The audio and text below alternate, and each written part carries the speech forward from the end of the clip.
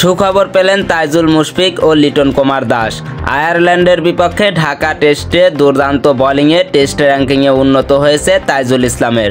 এছাড়া প্রথম বাংলাদেশি হিসাবে ১৭তম টেস্ট ম্যাচ খেলা মুশফিকুর রহিম সেঞ্চুরি করে ব্যাটসম্যানদের তালিকায় এগিয়েছেন। একই ম্যাচে সেঞ্চুরি হাঁকানো লিটন কুমার দাসেরও অগ্রগতি হয়েছে ব্যাটসম্যানদের তালিকায়। পুরুষ ক্রিকেটারদের র্যাঙ্কিংয়ের সাপ্তাহিক হালনাগাদ যথারীতি বুধবার ঘোষণা করে আইসিসি। ঢাকা টেস্টে সাকিবকে ছাড়িয়ে বাংলাদেশের শীর্ষে উইকেট শিকারিতে পরিণত হয়েছেন তাইজুল ইসলাম। টেস্ট বোলারদের তালিকায় ৪ ধাপ এগিয়ে ১৫তম স্থানে উঠে এসেছেন তাইজুল।